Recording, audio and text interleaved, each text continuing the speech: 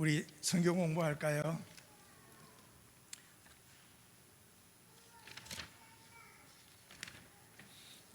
지금 여러분이 받으신 교재에는 어디 붙어 있는가요? 장막의 견고함? 거기에 있어요? 예, 거기서 붙어 있어요. 그런데 좀 앞에 것을 약간 복습을 하고 말씀을 드리도록 하겠습니다. 자, 성막이라고 하는 것은 천막 형태입니다. 그런데 그 천막이 워낙 대형이기 때문에 이 천막만 가지고는 제 모습을 갖추고 서 있을 수가 없습니다. 그래서 안에 먼저 소위 말하면 틀을 짜는 겁니다. 뼈대를 만들어 놓고 그 위에다가 덮개를 덮는 형식으로 만들어졌습니다. 지난번에 공부한 대로 널빤지가 북쪽에 20개, 남쪽에 20개, 또 서쪽에 6개, 그 다음에 코너에 구석에 2개 해가지고 48개의 널빤지가 있었고, 그 널빤지는 암놈 순놈으로 해서 못을 박지 아니하고 연결하게 되어 있었습니다. 그 다음에 아무리 그렇게 연결한다 할지라도 이게 서 있을 수는 없잖아요. 그래서 밑받침을 만들어서 밑받침에다가 꼽도록 되어 있었습니다. 그 밑받침이 100개나 사용이 되어졌고요. 맨 밑에는 2개의 촉을 만들어서 그 밑받침에 가서 꼽도록 그렇게 만들었습니다. 그런데 그렇게 만들었다 할지라도 그게 견고하게 서 있기가 힘듭니다.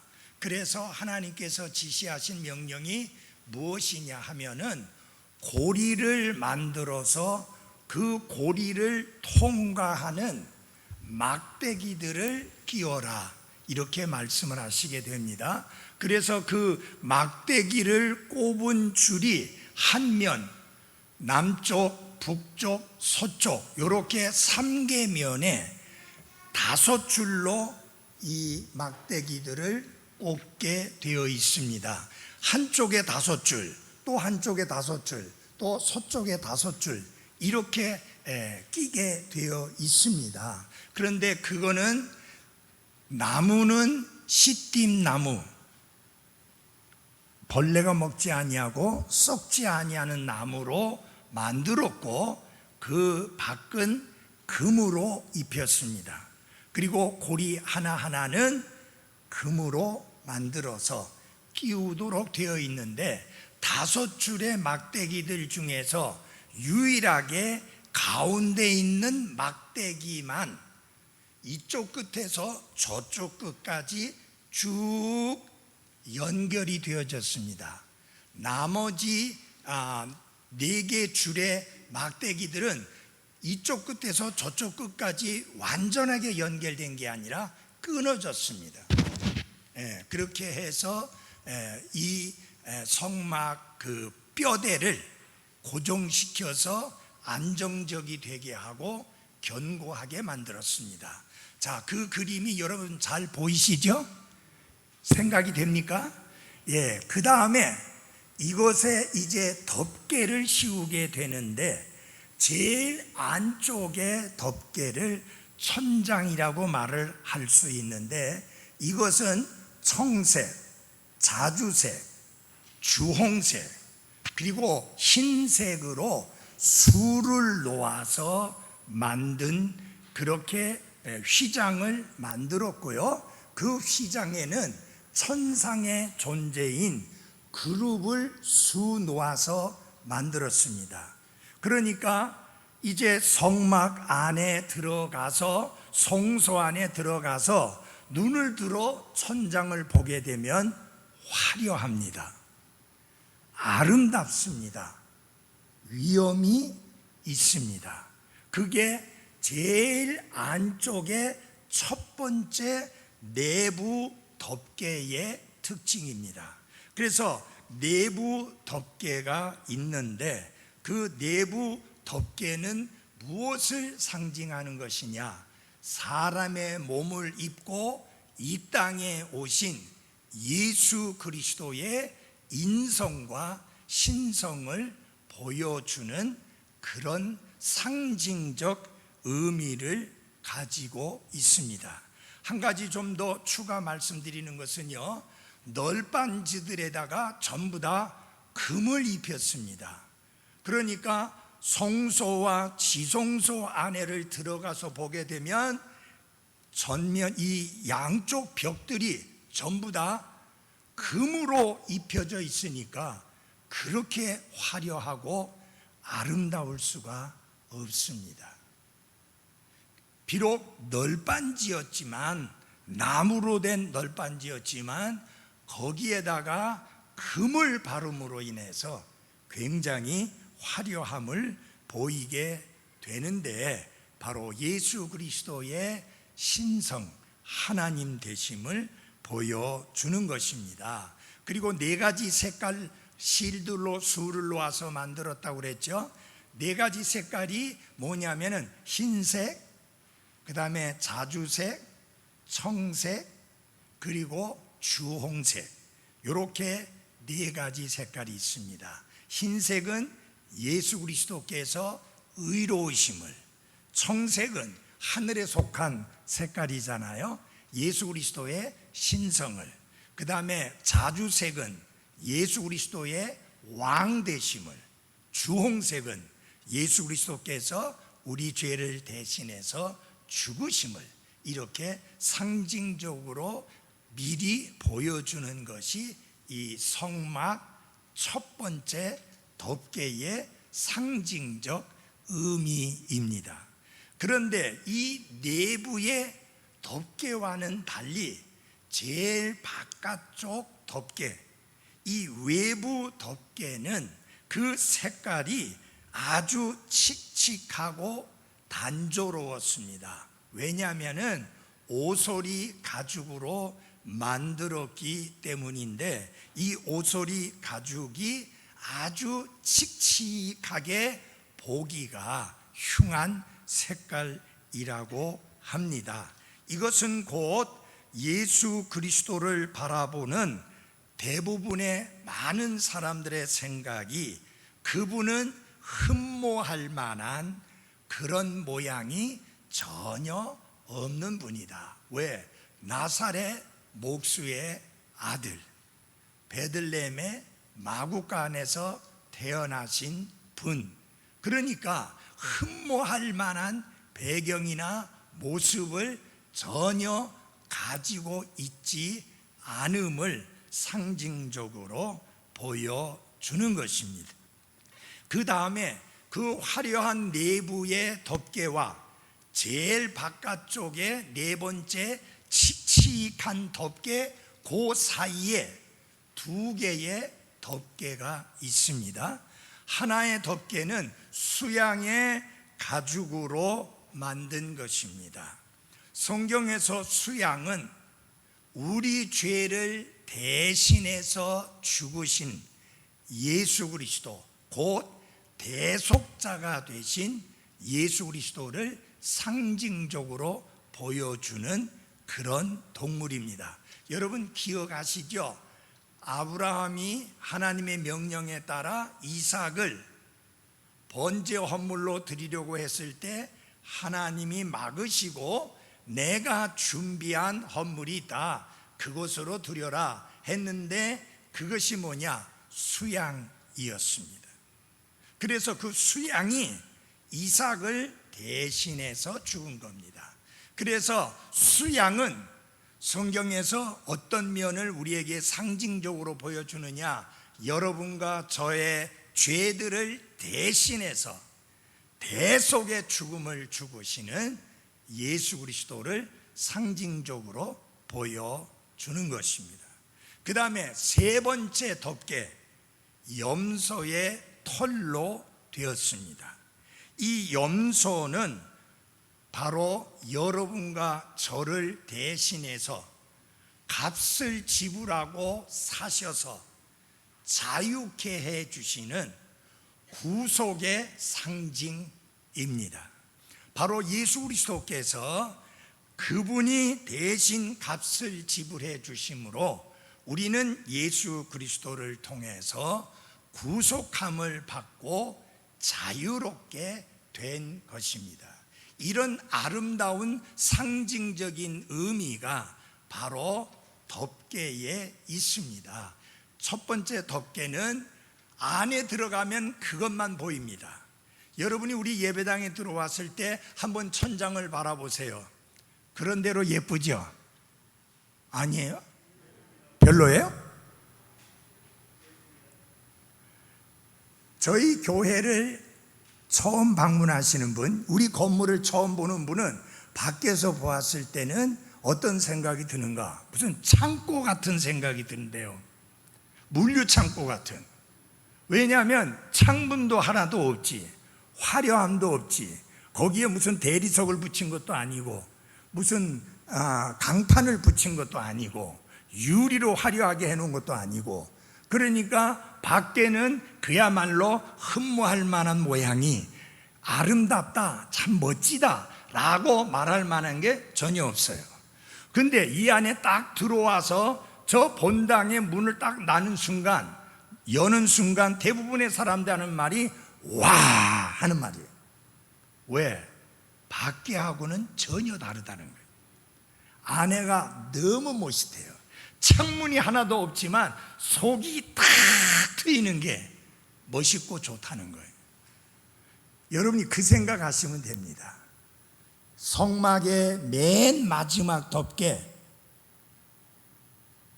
오소리 가죽으로 되어 있어서 칙칙하고 보기도 흉했지만 제일 안쪽에 덮개, 그것은 천장을 이루고 있었고 그것은 정말로 아름답기 그지없는 모습이었습니다. 자, 그러면은 이제 성막의 기초를 좀 생각해 봐야 되는데요. 성막은 이 땅에 닿지 않았습니다. 기억하셔야 돼요. 밑에 은으로 만든 받침이 있었고 받침 위에다가 두 개의 촉으로 이렇게 꽂았기 때문에 성막은 절대 바닥에 닿지 않았습니다. 이 널판지가 은으로 된 밑받침 위에 세워졌습니다. 성경에서 금속 중에서 은이라고 하는 것은 무엇을 상징적으로 나타내주는 금속이냐 하면 구속, 예수 그리스도의 피 흘려 죽으심을 통해서 우리의 모든 죄들의 문제가 해결되고 그리스도로 말미암아 자유케 되어진다 라고 하는 구속을 상징적으로 나타내주는 그런 금속이 바로 은입니다.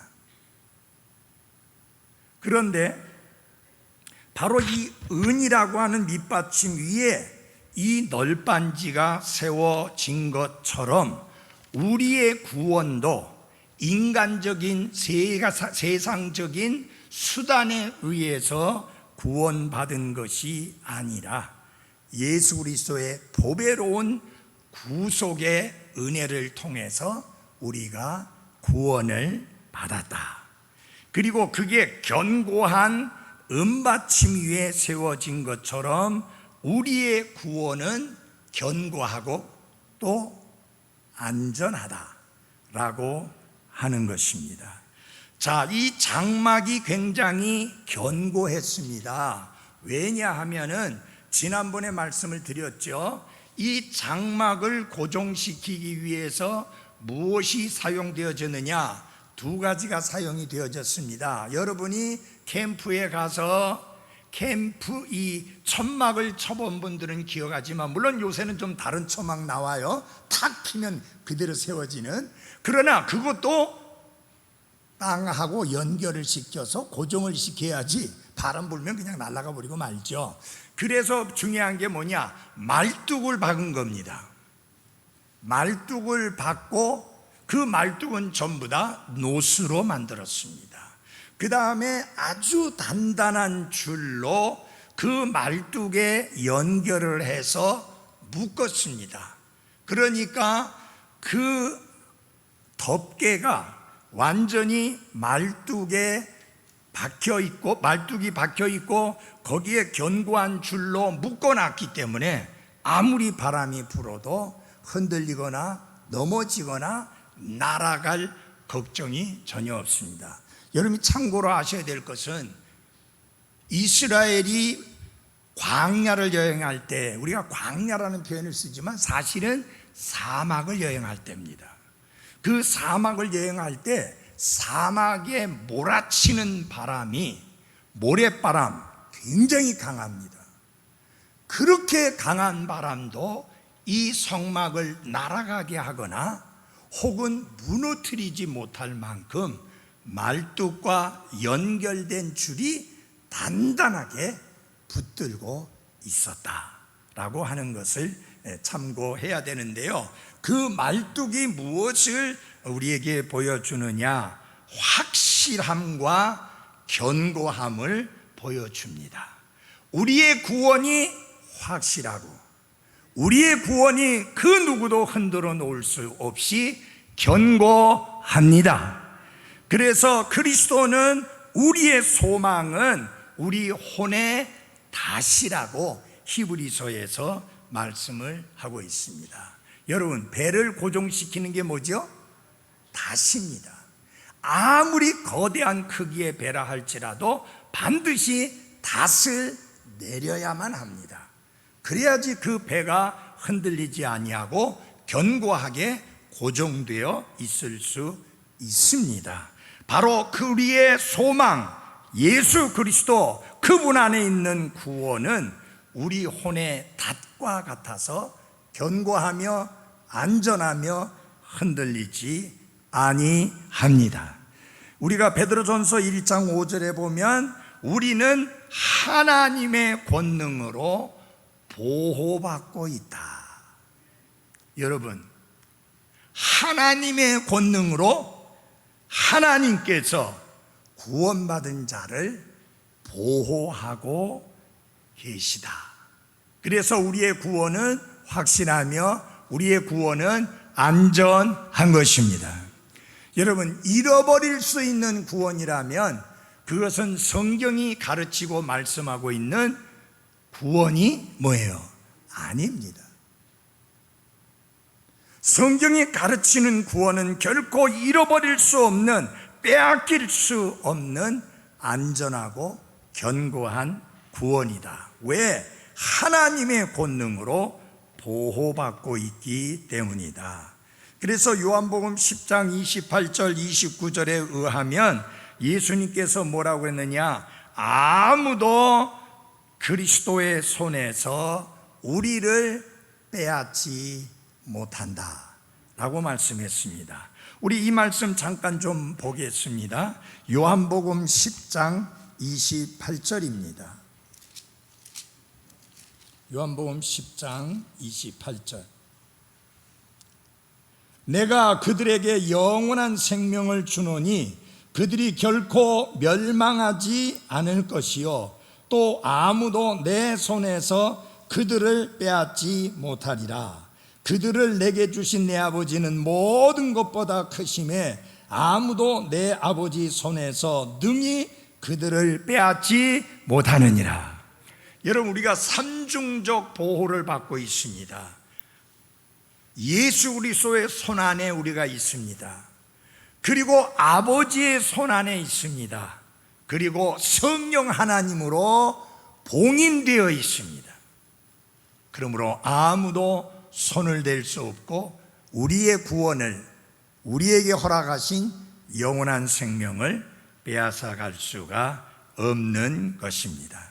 그래서 유다서 24절에 의하면 그리스도께서 능히 우리를 보호하사 넘어지지 않게 하신다고 말씀했고, 호세어 11장 4절에 보면 우리는 줄이 사랑의 띠라고 하는 사실을 알 수 있습니다. 성경에 의하면 사랑의 띠로 그들을 이끌었나니, 우리를 싸고 있는 줄은 사랑의 띠입니다.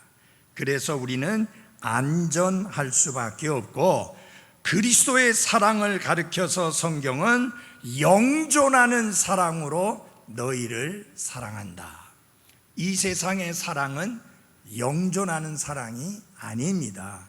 그래서 처음에는 죽고 못 살 것처럼 하다가도 헤어지고 갈라서고 서로 원수가 돼버리고 맙니다. 그러나 그리스도의 사랑, 하나님의 사랑은 영존하는 사랑이다.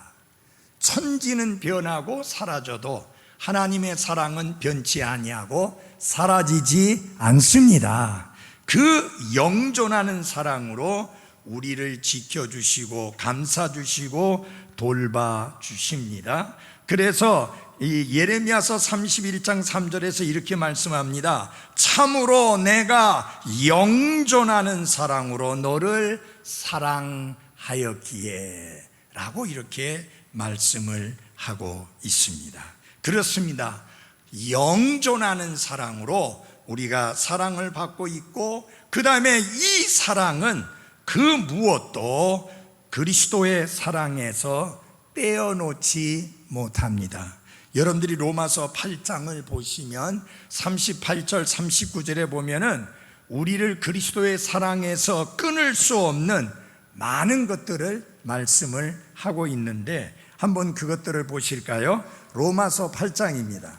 로마서 8장. 로마서 8장 38절입니다. 내가 확신하노니 사망이나 생명이나 천사들이나 정사들이나 권능들이나 현재 있는 것들이나 장래 있을 것들이나 높음이나 깊음이나 다른 어떤 창조물이라도 능히 우리를 그리스도 예수 우리 주 안에 있는 하나님의 사랑에서 떼어놓지 못하리라. 분명하게 하나님이 약속을 해 주셨습니다. 그 다음에 이 장막의 문을 함께 생각해 보겠는데요, 여러분, 문 하면은 두 가지 문을 생각하셔야만 합니다. 하나는 뜰을 만들었죠. 그 뜰의 안에 마당으로, 뜰 안으로 들어가기 위해서는 무엇을 통과해야 되느냐? 문을 통과해야 됐습니다. 근데 그 뜰의 문은 이쪽 끝에서 이쪽 끝까지, 동쪽, 이쪽 끝에서 이쪽까지 넓게 열려져 있어서 누구나 쉽게 들어올 수 있도록 되어 있었습니다. 그래서 이 문을 갖다가 어떻게 우리가 칭하느냐 하면은 초청의 문이다. 누구든지 원하는 자는 내게로 오라, 이렇게 초청하는, 예수님이 그랬잖아요. 수고하고 무거운 짐진 자들아 다 내게로 오라. 그래서 그 문 앞에 만약에 글씨를 쓴다고 하면은 무슨 글씨가 써지겠느냐? 누구든지 라고 쓰여지게 될 것입니다. Whosoever, 누구든지 원하는 자는 이 문으로 들어오라. 예수님께서 뭐라고 그랬어요? 나는 문이니 나를 통하여 들어오는 자는 구원을 얻으리라. 그래서 구원의 문은 모든 사람을 향하여 어떻게 활짝 열려 있습니다. 누구든지 원하는 자는 그 구원의 문을 통해서 안으로 들어올 수 있습니다. 자, 이렇게 해서 누구든지 수고하고 무거운 짐을 진 자들아 다 내게로 오라. 내가 너희에게 안식을 주리라 라고 하는 이 초청을 받아들인 사람들, 그들이 구원을 얻고 난 다음에는 어떻게 해야 되느냐? 섬김의 자리로 나아가야 됩니다. 섬김의 자리로 나아가려면 또 문을 통과해야만 합니다. 그게 뭐냐? 성소로 들어가는 문입니다. 그런데 성소로 들어가는 문은 참고로 바깥에 뜰에 있었던 문하고는 달리 성소 안으로 들어가는 문은 좁습니다. 그래서 그 말은 무슨 말이냐? 제한적이다 그 말입니다. 누구든지가 아니에요. 제한적이에요. 누구만 들어갈 수 있었어요? 제사장만 들어갈 수 있었어요. 구약 시대에는 아론과 그의 아들들이 주님을 섬기면서 제사장으로서의 섬김의 사역을 했던 장소가 성소인데, 그 성소 안에 들어가려고 하면은 넓지 않은 문, 그 문을 통과해서 들어가야 합니다. 그 안쪽에 있는 지성소는 대제사장만이 1년에 한 차례 속죄일에만 들어갈 수 있습니다. 그런데 성소라고 하는 곳은 제사장들이 섬김을 위하여 들어갈 수 있습니다. 무슨 섬김을 했는가? 등잔대에 불을 붙이는 일을 했습니다. 향단이 있는데 거기에 향을 피우는 일을 했습니다. 진열해 놓는 빵이 있었는데 그 빵을 수시로 갈아야 됩니다. 왜냐하면 시간이 지나면 그게 상하잖아요. 그래서 끄집어내고 새 빵을 갖다 놓고 그 일을 제사장들이 하게 되었습니다. 그 모든 것을 통틀어서 뭐라고 하느냐? 제사장들의 섬김이라 그렇게 말씀드릴 수 있습니다. 자, 그런데 여러분, 성경의 신약 성경을 보면은 구원받은 모든 그리스도인들을 향하여서 뭐라고 말씀했느냐? 왕가의 뭐라고요? 제사장이라. 그래서 성경을 믿는 근본주의 독립침례 교회들은 무슨 믿음을 가지고 있느냐? 만인 제사장직이라고 하는데, 곧 구원받은 그리스도인들은 하나님 앞에서 제사장과 같다. 그래서 누군가를 통해서 하나님께 나아가는 것이 아니라 직접 하나님의 은혜의 왕자 앞에까지 당당하게 나아갈 수 있다라고 하는 것입니다. 그래서 목사가 제사장이다 라는 말은 틀립니다. 내가 제사장이라면 구원받은 여러분들 모두도 똑같이 제사장이라는 것을 잊지 마십시오. 그래서 제가 여러분을 위해서 기도한다고 더 능력이 있고 더 뛰어나고 더 다른 게 아닙니다. 왜냐하면 우리 구원받은 모든 사람들은 하나님 앞에서 왕가의 제사장으로서 하나님의 은혜의 왕자 앞에 직접 당당하게 나아갈 수가 있는 것입니다. 나중에 공부하게 됐지만 참고로 우리가 그렇게 하나님 앞에 당당하게 나아갈 수 있는 이유가 무엇이냐?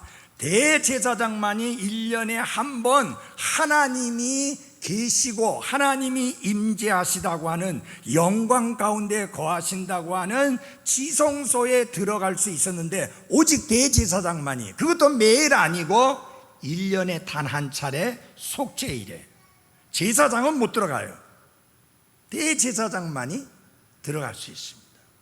그런데 예수님이 십자가에서 돌아가셨을 때에 지성소와 성소를 가로막고 있는 휘장이 위에서부터 아래까지 찢어져서 둘이 되었습니다. 이 휘장이 얼마나 단단한 것이냐? 양쪽에서 20마력의 힘을 가해야 찢어질 수 있을 정도로 그 휘장이 그렇게 단단했습니다. 20마력 아시죠?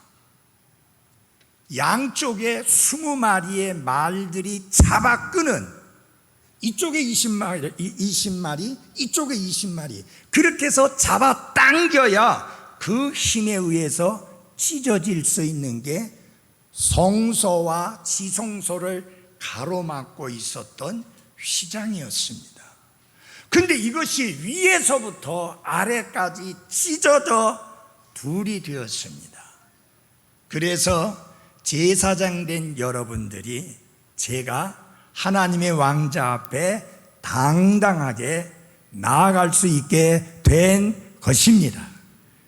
그런 내용들은 앞으로 더 공부하게 될 것입니다. 자, 이제 우리는 하나님 앞에 헌물을 드리고 희생물을 드리는데, 무슨 희생물을 드리느냐? 영적인 희생물을 드립니다. 특별히 우리 구원받은 그리스도인들이 하나님께 신실하게 드려야 될 희생물이 있습니다. 히브리서 13장을 열어주십시오. 히브리서 13장입니다. 양과 염소와 송아지의 피를 드리는 게 아니고 이 헌물을 드립니다. 히브리 13장 15절입니다. 그러므로 우리가 그분으로 말미암아 계속해서 찬양의 무엇을? 희생을 하나님께 드리자. 그것은 곧 그분의 이름에 감사를 드리는 우리의 입술의 열매니라. 여러분, 우리가 양과 염소나 송아지의 희생물은 더 이상 드리지 않습니다. 왜냐하면 예수님이 십자가에 위해서 자기 자신을 속죄의 헌물로 단번에 드림으로 영원한 속죄가 이루어졌기 때문에 더 이상 죄를 위하여 드릴 희생물이 없습니다. 필요 없습니다. 그러나 우리도 하나님 앞에 희생을 드리는데, 무슨 희생을 드리느냐? 영적인 희생을 드리는데 바로 찬양의 희생을 하나님 앞에 드려야 하는 것입니다. 자, 성소 내부에 들어가면은 조금 전에 말씀드린 대로 세 가지의 집기들이 거기에 있었는데, 그 세 가지 집기들은 우리가 주님을 섬김에 있어서 하나님께서 우리에게 예비해 주시고 공급해 주시는 것을 보여주는 것인데요, 세 가지가 있습니다. 금으로 만들어진 등잔대, 이것이 여러분 개역 성경에는 촛대라고 되어 있잖아요. 그런데 여러분, 수천 년 전에 초가 개발됐을까요? 아닙니다.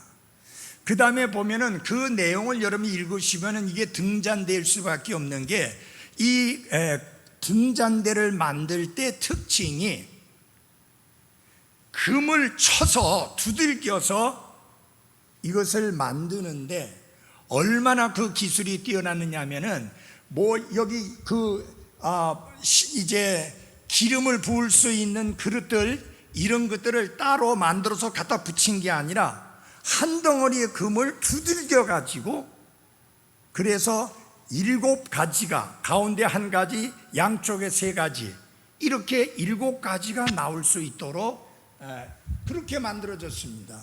저게 한 덩어리의 금을 가지고 만든 거예요. 두들겨 가지고. 대단한 실력 아니에요? 그래서 가지 하나하나 만들어서 거기 갖다 붙인 게 아니고 한 덩어리의 금을 두들겨서 저렇게 만들었습니다. 자, 근데 저 모습을 보면은 조금 좀 이상하게, 마치 초를 올려놓을 수 있는 것처럼 되어 있는데 그게 아니죠. 왜냐하면 심지가 있었는데 그 기름을 채우고 또 기름을 붓고 새 기름을 넣고 하는 것을 보게 되는데, 그것은 기름을 한 것이었지 초가 아닙니다. 그래서 금 등잔대가 맞습니다. 그래서 이것은 섬김을 위한 우리의 준비를 상징적으로 보여주고 있고요, 보여주는 빵, 이 진열해 놓는 빵이 몇 개를 진열했느냐? 12개를 진열했습니다. 그 12개는 무엇을 상징하는 거냐? 이스라엘의 12지파를 상징적으로 보여주고 있는 것입니다. 그것은 섬김을 위한 우리의 드림을 보여주는 그런 집기이기도 합니다. 그 다음에 향을 태울 제단은 섬김을 위한 우리의 능력을 또 상징적으로 나타내 주는 것입니다.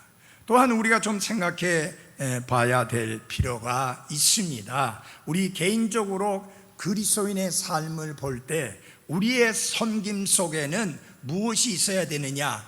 빛을 밝히는 삶의 간증들이 있어야 합니다. 우리의 간증이 빛을 밝히듯이, 금 등잔대가 빛을 밝히듯이 우리의 섬김이 빛을 밝히는 것이 아니면 오히려 우리가 섬긴다고 하면서 하나님의 이름에 욕을 돌릴 수도 있습니다.